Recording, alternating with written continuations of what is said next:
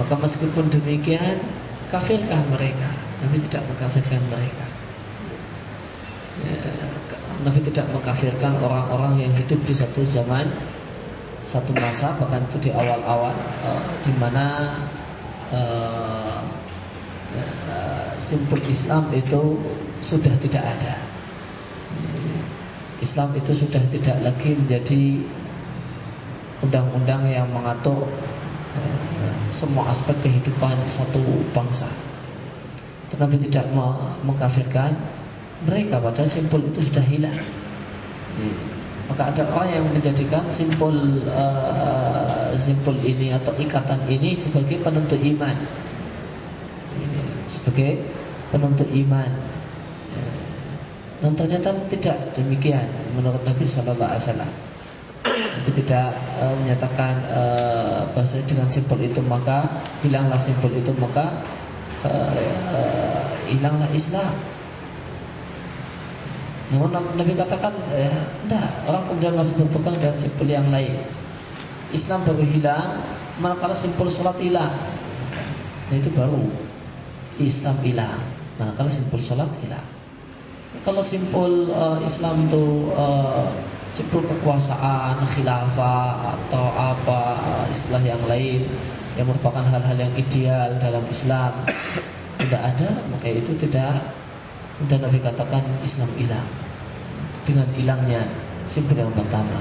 Islam Nabi katakan hilang manakala simpul terakhir hilang, itu sholat. Kemudian kita masuk pada pelajaran berikutnya tentang masalah masih sholat, itu sholat berjamaah. Maka menjadi kewajiban setiap laki-laki yang sudah dewasa untuk mengerjakan sholat 5 waktu di masjid. Dan masjid dalam aturan Islam itu ada 2 macam, ada masjid jami', ada masjid jamaah. Ada masjid yang dipakai untuk sholat 5 waktu dan Jumat, maka itu masjid jami'. Ada masjid jamaah cuma pakai untuk sholat 5 waktu tanpa sholat Jumat, yang dikenal di tempat kita ya, dengan sebutan musola. Maka dua-duanya adalah masjid. Manakala dia adalah bangunan yang memang diperuntukkan untuk sholat dan dia terbuka untuk umum dan tidak pakai libur, maka meskipun disebut musola, statusnya adalah masjid. Meskipun dia disebut langgar, statusnya adalah masjid. Meskipun juga dia katakan surau, ya, tetap statusnya masjid. Manakala dia adalah bangunan untuk sholat, mau diperuntukkan untuk sholat, terbuka untuk umum, terbuka untuk umum. Di antara ciri terbuka untuk umum yang tidak pakai libur. Nah, kemudian masjidnya libur. Kenapa? Karena karyawan libur. Itu berarti tidak untuk umum, tapi untuk karyawan, untuk umum seluruh kaum muslimin. Maka itu adalah masjid. Oleh karena itu maka banyak musola kantor, musola sekolah itu bukan masjid, meskipun dinamai masjid.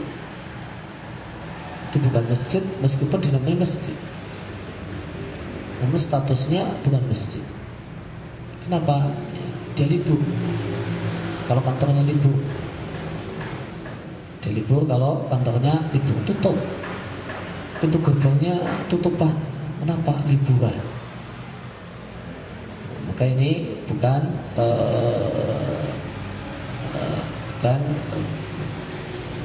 masjid, meskipun dikasih nama masjid.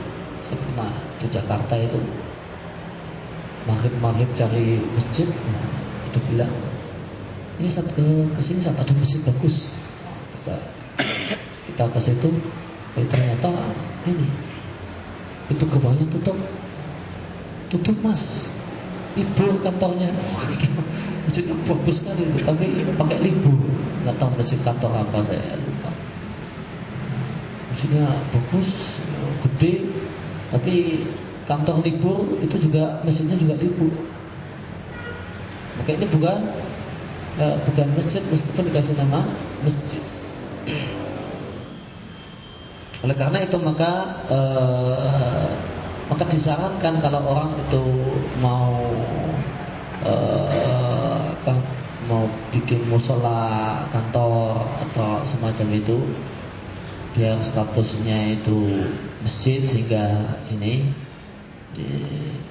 maka dibuat settingan yang tepat. Misalnya sekolah misalnya bikinlah bangunan dibuat bangunan di mepet jalan. Buat mepet jalan, kemudian buat akses umum. Maka boleh jadi dibuat akses umum, semua orang bisa ke situ. Mau hari libur sekolah, mau apa, orang mau sholat di situ, mampir sholat di situ ketika waktu sholat bisa. Meskipun boleh jadi kalau untuk demi keamanan ya nanti bisa ditambahkan tembok pagar tambahan.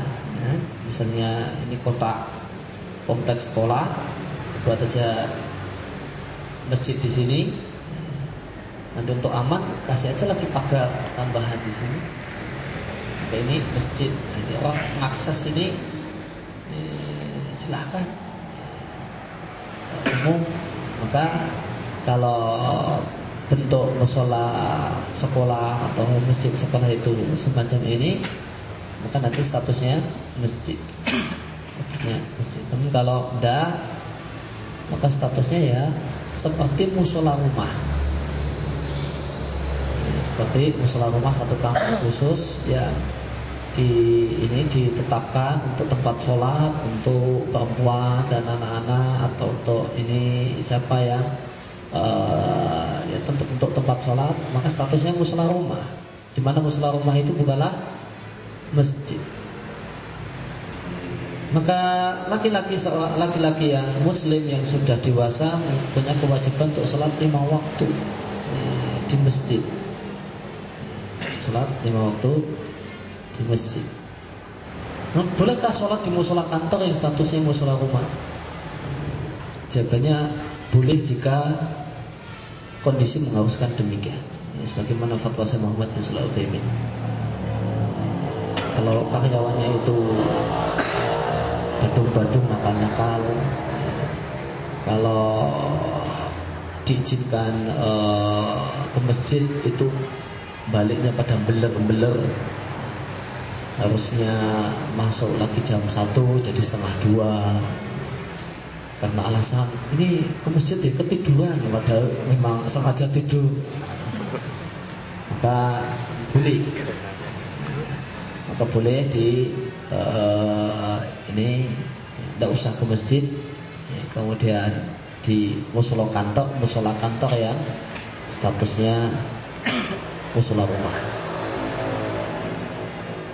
Tapi kalau karyawannya baik-baik, penurut, taat, maka hendaknya diizinkan, hendaknya pemilik perusahaan mengizinkan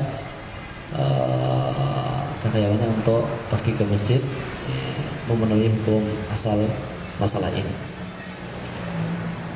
Maka itulah menjadi itu kewajiban setiap muslim laki-laki yang sudah dewasa, dan ini hendaknya jangan disepelekan dan ketinggalan sholat berjamaah di masjid, baik sholat subuh ataupun yang lain, adalah sifat orang-orang munafik. Sebagaimana yang Allah firmankan di surat An-Nisa ayat yang ke-142, Allah Subhanahu wa taala berfirman, "Wa idza qamu ila sholati qamu kusala yura'una an-nasa wa la yadhkurunallaha illa qalila." Orang-orang munafik adalah orang-orang yang di antara sifat mereka, jika mereka berdiri untuk mengerjakan sholat, maka mereka berdirinya malas, mereka berat. Karena berat maka sering telat, bahkan sering absen. Karena demikian beratnya untuk berdiri untuk sholat. yura'unan nasa, mereka pun sholatnya karena pamer dengan orang lain, dan mereka tidaklah mengingat Allah Subhanahu wa taala kecuali sedikit saja. Dan Nabi Shallallahu alaihi wasallam mengatakan dalam sebuah hadis yang diriwayatkan oleh Bukhari dan Muslim, salat yang paling berat bagi orang-orang munafik itu salat berjamaah yang paling berat bagi orang-orang munafik itu ada 2 salat, yaitu salat Isya dan salat subuh. Jamaah Isya sama jamaah subuh. Seandainya mereka mengetahui betapa besar pahala salat berjamaah di 2 waktu itu, dan mereka tidak bisa mendatangi kecuali merangkak, maka mereka tentu akan merangkak untuk pergi ke masjid. Maka hadis ini menunjukkan bahwasanya orang yang sakit sehingga tidak bisa jalan, bisanya merangkak, itu tentu punya udzur seandainya tidak ke masjid. Dan seandainya dia tetap ke masjid, maka itu satu hal yang boleh, satu hal yang boleh, bahkan satu hal yang mungkin punya nilai keistimewaan. Karena itulah semangat para sahabat, meskipun mereka sakit, mereka tetap berupaya ke masjid. Padahal mereka dalam kondisi sakit yang sebenarnya secara syariat menyebabkan mereka boleh sholat di rumah, sebagaimana cerita Ibnu Mas'ud. Ibnu Mas'ud mengatakan dulu di zaman Nabi ada salah seorang sahabat yang sakit, yang tidak bisa pergi ke masjid kecuali dipapah 2 orang. Dia minta 2 orang untuk memapahnya untuk pergi ke masjid. Maka para sahabat demikian perhatiannya dengan sholat berjamaah. Mereka berada dalam satu kondisi yang sebenarnya ada keringanan untuk sholat di rumah.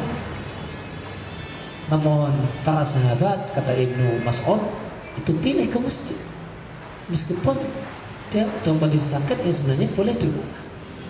Maka orang yang dalam kondisi sakit yang boleh karena sakitnya dia boleh sholat di rumah, seandainya pergi ke masjid, itu satu hal yang boleh dilakukan, atau bahkan ini satu hal yang punya nilai plus. Nilai plusnya apa? Mencontoh para sahabat. Seperti itulah semangat para sahabat untuk perhatian dengan sholat berjamaah. Maka Nabi katakan dalam hadis ini bahasanya sholat jamaah yang paling berat bagi orang-orang munafik di zaman Nabi adalah sholat Isya dan sholat subuh. Kenapa? Karena di 2 waktu sholat ini mereka tidak bisa pamer.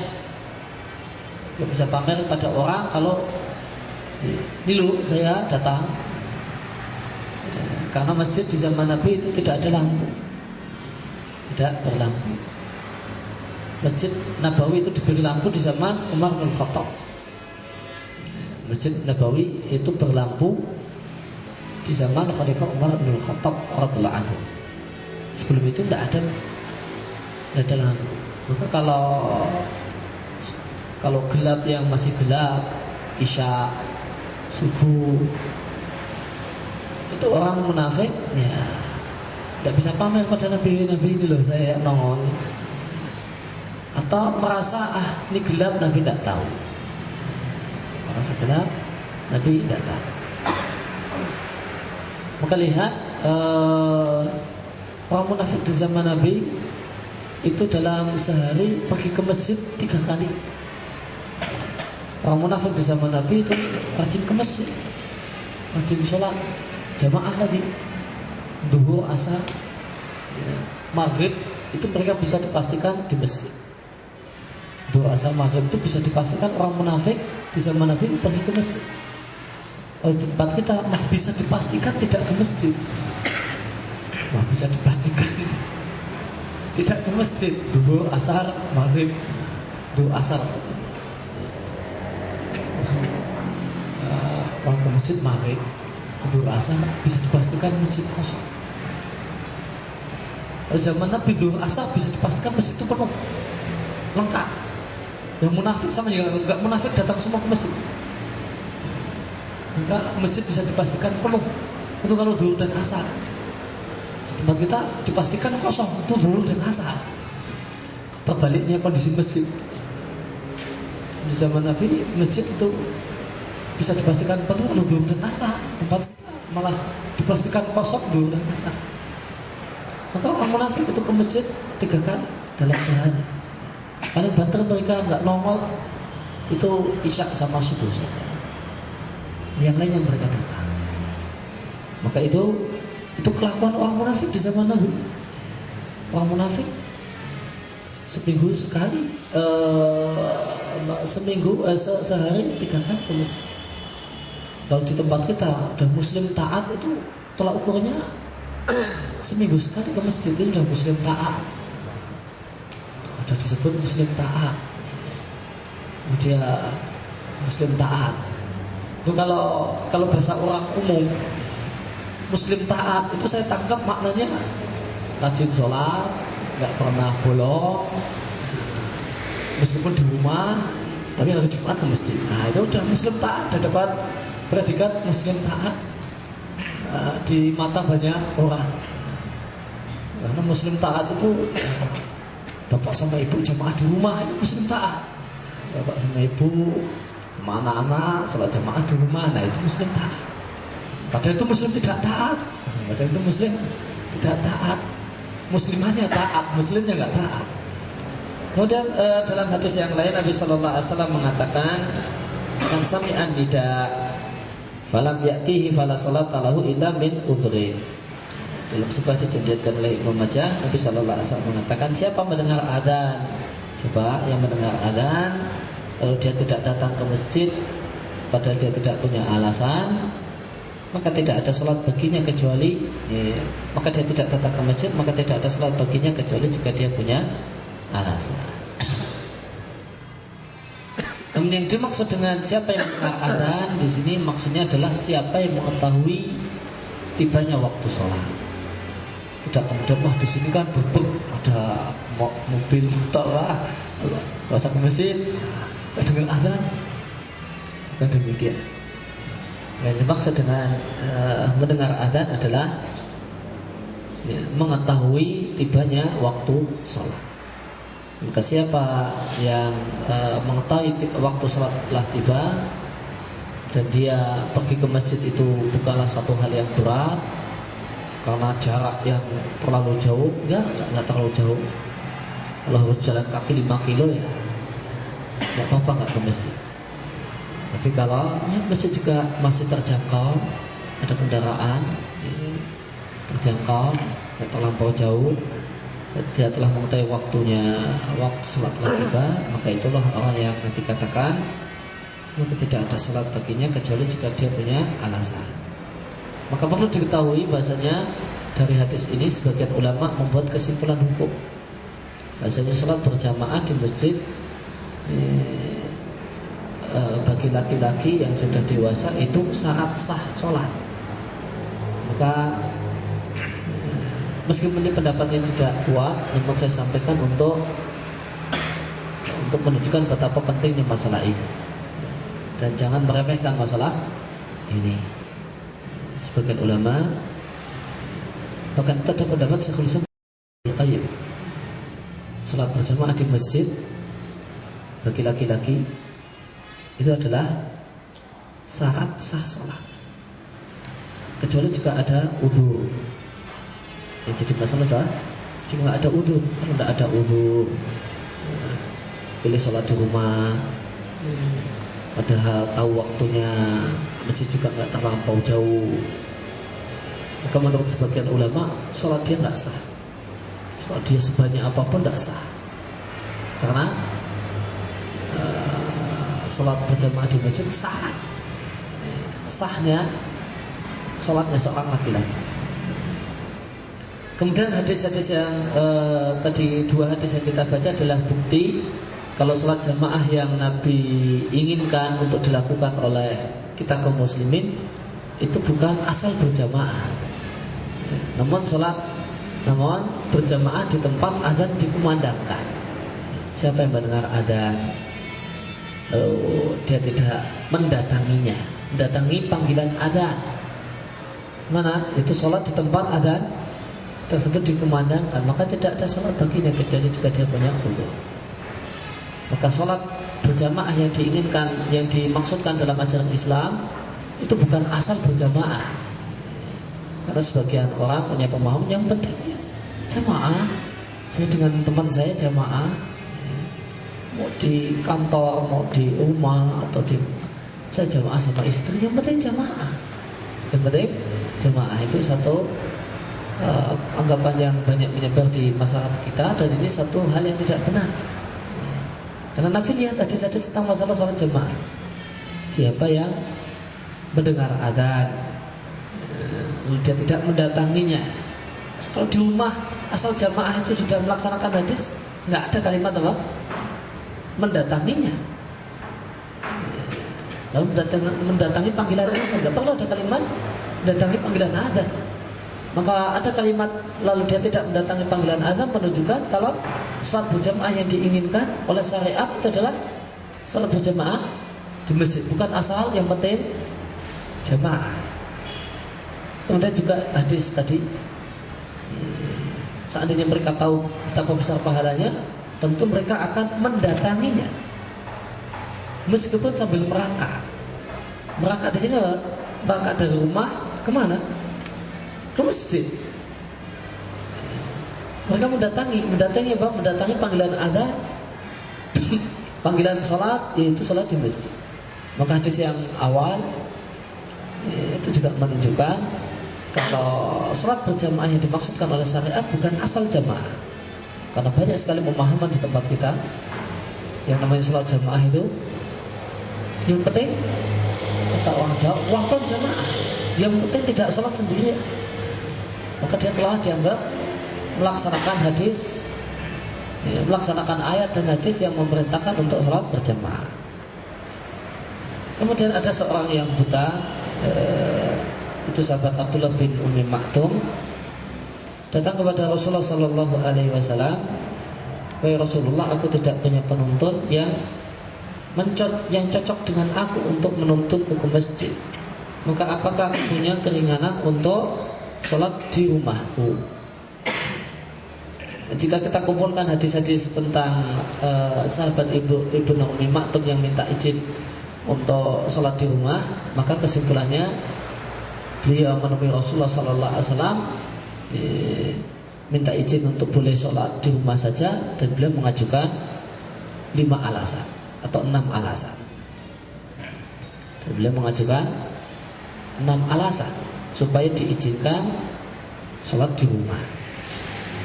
Alasan pertama, beliau buta. Yang kedua, nggak ada yang nuntut. Udah buta, nggak ada yang nuntut. Alasan yang ketiga, beliau sudah tua, jalan harus pelan-pelan, jalannya harus pelan-pelan. Yang keempat, rumahnya dari masjid itu jauh. Yang kelima, kalau mau ke masjid itu jalan satu-satunya harus lewat kebun kurma. Orang buta nabrak kurma nanti. Yang keenam, jalan menuju masjid itu banyak semak-semak yang di situ seringkali ada binatang berbisa. Maka sahabat Abdullah bin Mas'ud, sahabat Abdullah ibnu Ummi Maktum itu membawakan alasan, mengajukan 6 alasan, nggak main-main, 6 alasan yang menurut penilaian kita ini adalah alasan-alasan yang sangat logis, proporsional, wajar, dan meyakinkan. Buta, tidak ada yang nuntut, itu repot ke masjid. Buta saja sudah repot, ditambah tidak ada yang nuntut, repot double. Jauh, wah repot lagi. Lewat tua, tambah repot lagi. Harus lewat kebun kurma, itu jalan satu-satunya. Padahal kebun kurma kan bukan jalan lapang. Kebun kurma itu apa istilahnya di satu garis, kurma. Sini ada garis lagi, sini tengahnya apa? Cekung ya, bentuknya gini. Kebun kurma itu gini.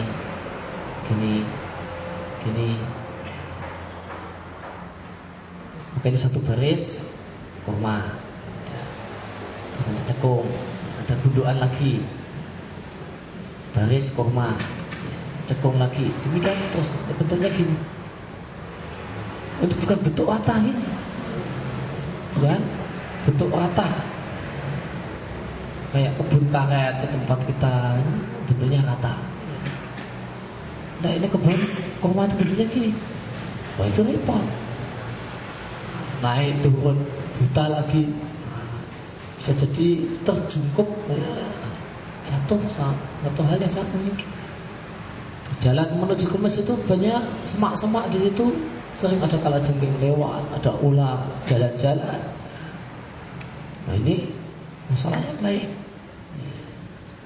Nah, ini satu hal yang kalau menurut pikiran dan perasaan kita, ya kasihanlah, udah tua, utuh, udah dinuntut, lewat kebun kurma, jauh. Maka kalau agama itu pakai perasaan, maka perasaan kita mengatakan kasihan, di rumah saja tidak apa-apa.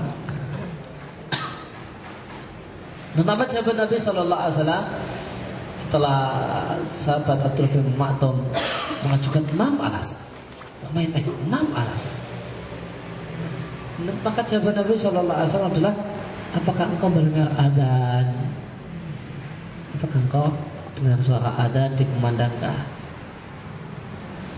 Dia mengatakan, iya, saya mendengar suara adzan. Maka Nabi Sallallahu Alaihi Wasallam mengatakan, datangi panggilan adzan. Maksudnya apa? Pergilah ke masjid. Tapi tidak mengatakan ya sudah jamaah saja di rumah. Maka di sini sekali lagi menunjukkan jamaah yang diinginkan, sholat berjamaah yang diinginkan oleh syariat itu bukan asal berjamaah, namun berjamaah di tempat di mana adzan dikumandangkan. Namun berjamaah di tempat adzan dikumandangkan. Datangilah panggilan adzan. Ya, kemudian kita masuk pada topik bahasan berikutnya tentang masalah bid'ah. Apa yang dimaksud dengan perkara yang mengada-ada dan apa maknanya?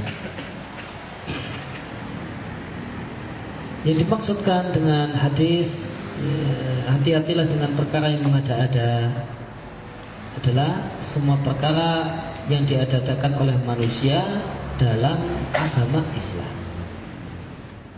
Maka perkara mengada-ada yang terlarang dalam agama adalah perkara mengada-ada dan itu dalam Islam. Artinya perkara mengada-ada tersebut dianggap sebagai ajaran Islam,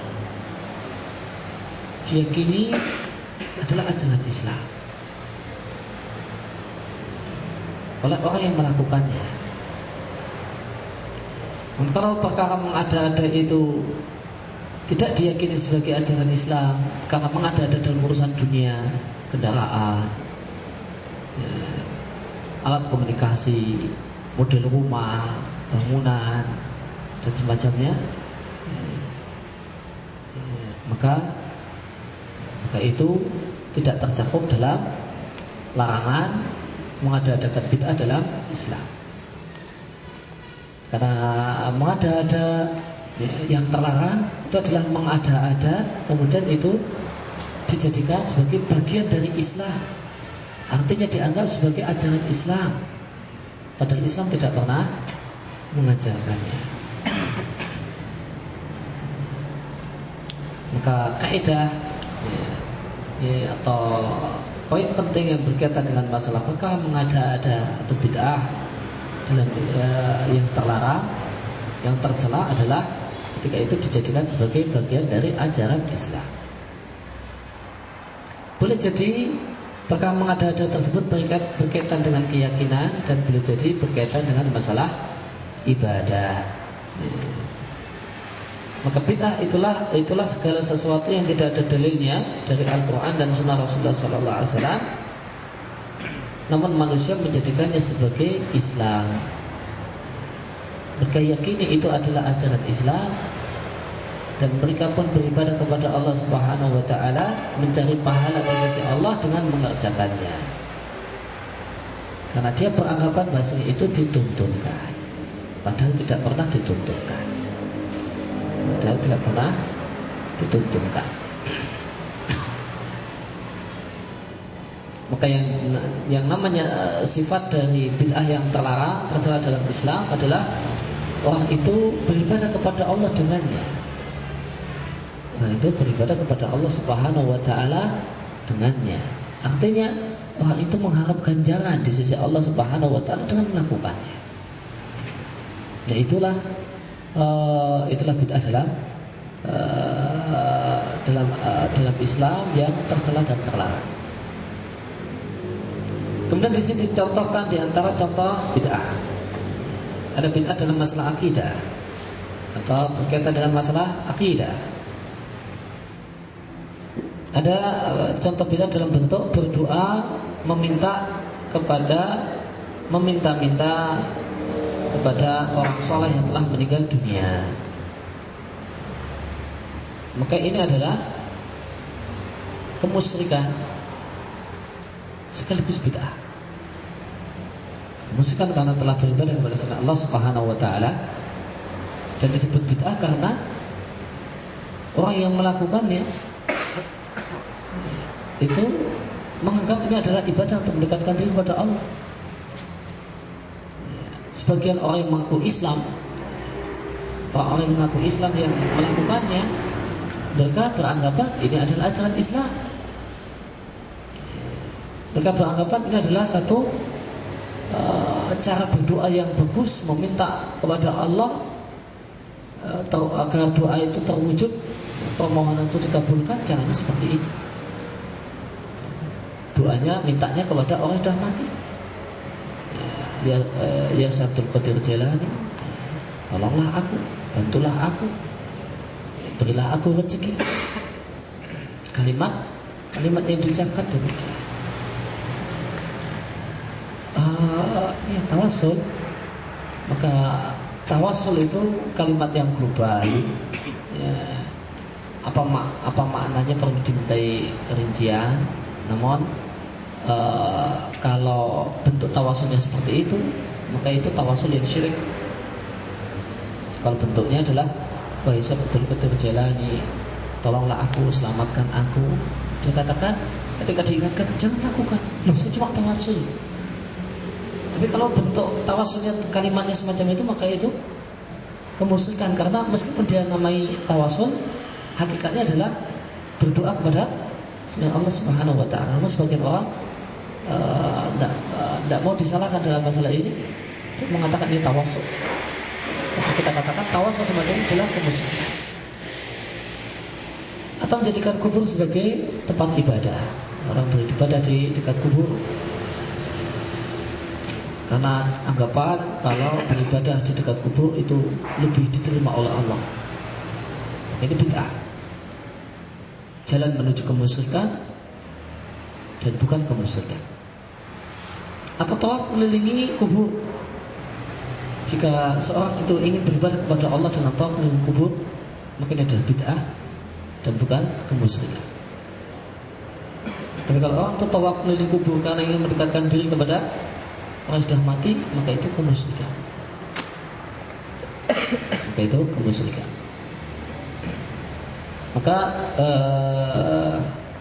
Maka bid'ah itu ada dua macam. Ada bid'ah yang membatalkan iman, dan ada bid'ah yang membatalkan iman manakala dia adalah bid'ah sekaligus kemusyrikan. Contohnya tadi, berdoa kepada orang yang sudah mati. Yang kedua adalah bid'ah namun tidak sampai derajat membatalkan iman, semacam berdoa di samping kubur dan merasa kalau orang itu berdoa di samping kubur itu lebih didengar oleh Allah Subhanahu wa ta'ala. Maka demikian kurang lebih yang kita bahas kesempatan pagi hari ini. Sallallahu alaihi wa sallam.